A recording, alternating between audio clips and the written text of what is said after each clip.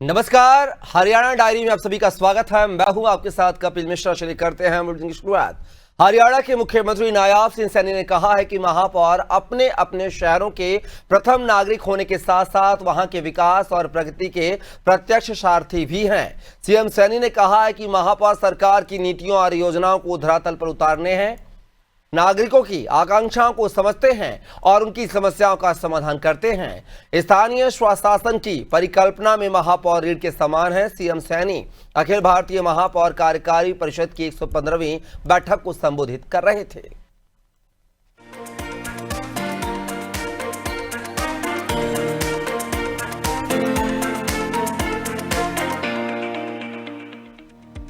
CM Nayab Singh Saini ने सोमवार को अखिल भारतीय महापौर कार्यकारी परिषद की 115वीं बैठक की अध्यक्षता की।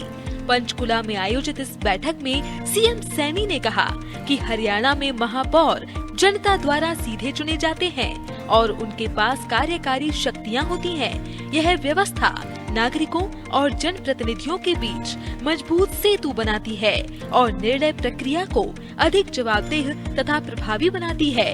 सीएम ने कहा कि आज जब पीएम मोदी के नेतृत्व में देश विकसित भारत के लक्ष्य की ओर अग्रसर है, तब शहरों की भूमिका और भी महत्वपूर्ण हो गई है। शहर केवल निवास स्थान नहीं है, बल्कि आर्थिक विकास के इंजन, नवाचार के केंद्र और सांस्कृतिक आदान प्रदान के संगम हैं।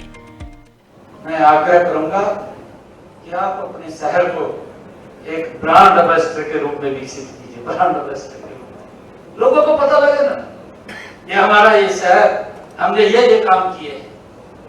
सरकार पैसा देती है, मैंने कहा योजना बना देती है, उसको लागू कर देती है, परंतु उसको धरातल पर उतारने की जिम्मेवारी हम सबकी है। हम अपने अपने शहर के अंदर उसकी नीति रणनीति बननी चाहिए कि हम कैसे धरातल के ऊपर उतारें।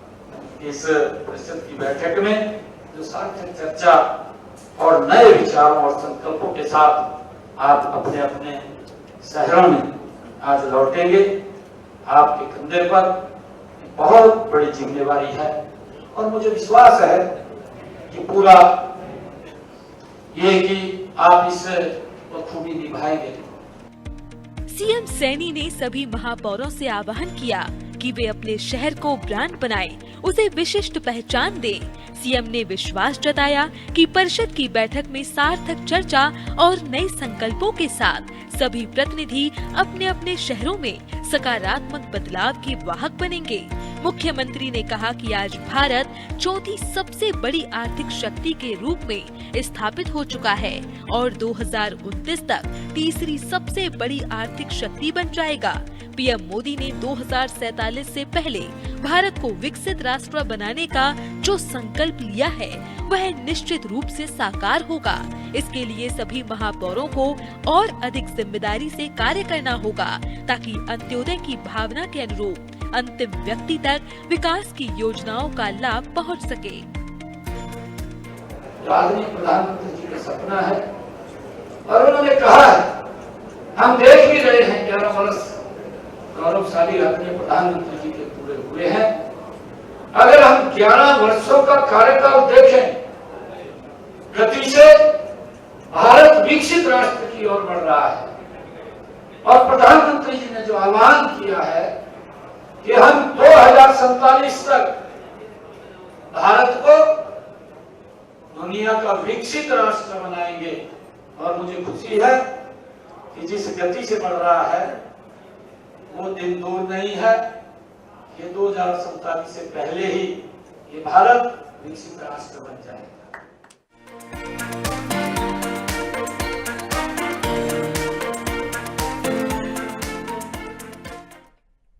मुख्यमंत्री नायाब सिंह सैनी और केंद्रीय रेल मंत्री अश्विनी वैष्णव ने गुरुग्राम में मारुति प्लांट में वेस्टर्न फ्रेट कॉरिडोर के मारुति पाथ की आप चाहेंगे मारुति पातली ट्रैक का शुभारंभ किया है। दोनों नेताओं ने यंग गति शक्ति मल्टी मॉडल कार्गो टर्मिनल का भी उद्घाटन किया है और कारों से लदी एक विशेष ट्रेन को हरी झंडी दिखाकर रवाना किया है।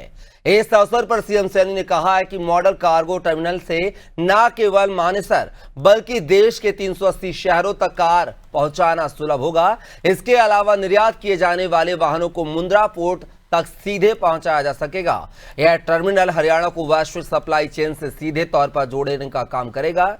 मुख्यमंत्री ने कहा है कि यह परियोजना प्रधानमंत्री श्री नरेंद्र मोदी की दूरदर्शी सोच पीएम गति शक्ति का एक उत्कृष्ट उदाहरण है। यह केवल एक योजना नहीं बल्कि एक क्रांति है जिसमें देश के इंफ्रास्ट्रक्चर के निर्माण के तरीके को बदलने का एक संकल्प है। सीएम सैनी ने कहा है कि प्रधानमंत्री की दूरदर्शिता ने पूर्व निर्धारित कार्य संस्कृति को बदलते हुए all of the government approach यानी कि संपूर्ण सरकार की साझा सोच को जन्म दिया है। वहीं रेल मंत्री अश्विनी वैष्णव ने गति शक्ति मल्टी मॉडल कार्गो टर्मिनल के लोकार्पण समारोह में कहा है कि प्रधानमंत्री नरेंद्र मोदी के नेतृत्व में पिछले 11 वर्षों के दौरान जो है रेलवे इंफ्रास्ट्रक्चर में बड़ा क्रांतिकारी बदलाव आया है। आज रेलवे का वार्षिक बजट 2.50 लाख करोड़ रुपए है, जबकि पहले यह 24 से 25 हजार करोड़ रुपए का वार्षिक था। अश्विनी वैष्णव ने बताया है कि पिछले 2.5 वर्ष के दौरान ही 1200 से ज्यादा जनरल कोच रेलवे को मिले हैं। वहीं पैसेंजर ट्रेनों के अपग्रेडेशन की बात करें तो देश को जल्द ही 100 नई मेन लाइन EMU गाड़ियां मिलेंगी। आपको बता दें कि इस टर्मिनल में Haryana rail infrastructure development corporation की 55, HSIIDC की 19 और DMDA की 5% हिस्सेदारी है। मारुति के साथ यह साझेदारी पब्लिक प्राइवेट पार्टनरशिप का उदाहरण है। यहां से कार लोड होकर सीधे देश के कोने कोने तक पहुंचेगी। मारुति ने पिछले सालों में 5,18,000 वाहनों को रेल से भेजा है। अब 25 लाख कारें भेजी जाएंगी। नया ट्रैक लगभग 7 किलोमीटर लंबा है जो मानेसर कारखाने से पाथरी रेलवे स्टेशन तक जाएगा। इससे मानेसर ही नहीं हरियाणा के फरीदाबाद, गुरुग्राम, बहादुरगढ़ और सोनीपत जैसे इलाके भी लाभान्वित होंगे। वहीं फरीदाबाद की मशीनें, गुरुग्राम की कारें, बहादुरगढ़ के जूते, चप्पल और सोनीपत की भारी इंडस्ट्री का सामान आसानी से दूसरे शहरों तक पहुंच सकेगा। यह track Haryana rail infrastructure development corporation के मार्फत पलवल से सोनीपत तक बनाए जा रहे ऑर्बिटल रेल कॉरिडोर से भी जुड़ेगा। स्वागत करता हूं, अभिनंदन करता हूं। मुझे ये खुशी है कि 2014 में अब तक हरियाणा में आपके द्वारा 823 किलोमीटर लंबे नए रेलवे ट्रैक वो बिछाए गए हैं। मुझे ये भी खुशी है कि प्रदेश में वर्तमान में 11,826 करोड़ रुपए की लागत के विभिन्न रेलवे विकास परियोजनाओं के काम भी चल रहे हैं।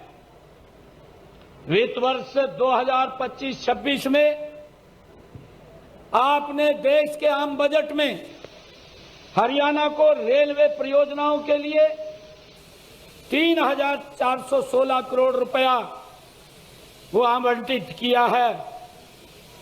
मुझे ये बताते हुए कि हरियाणा को 2009 से 2014 के बीच में जो रेलवे के लिए आवंटित किया गया था मात्र 315 करोड़ रुपया था, परंतु आपके दिशा निर्देश में ये 2025-26 के बजट में आपने 3,416 करोड़ रुपया वो हरियाणा में बजट किया है। सबसे पहले रेलवे का बजट बढ़ाया।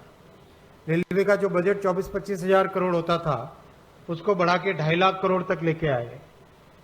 हर तरीके से प्रोजेक्ट के एग्जीक्यूशन पे फोकस किया। किस तरह से यात्रियों को नई सुविधाएं मिले उस पर ध्यान दिया।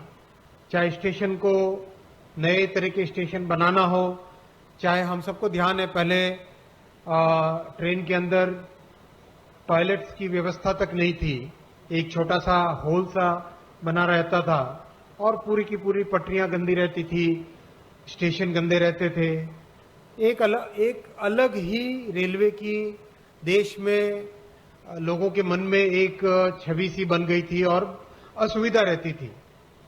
वहां से लाके साफ सफाई, नए तरह की टेक्नोलॉजी, नए तरह के प्रोजेक्ट मैनेजमेंट, हर तरह से यात्रियों की सुविधा, हर तरह से इंडस्ट्री को कैसे जोड़ना, इन सब पे मोदी जी ने इन 11 वर्षों में बहुत ध्यान दिया और उसका परिणाम है आज कई लेगेसी इश्यूज, पुराने पुरानी समस्याएं एक एक करके समाप्त हो रही है और उसका लाभ भी देश को मिल रहा है, लाभ भी यात्रियों को भी मिल रहा है। स्वागत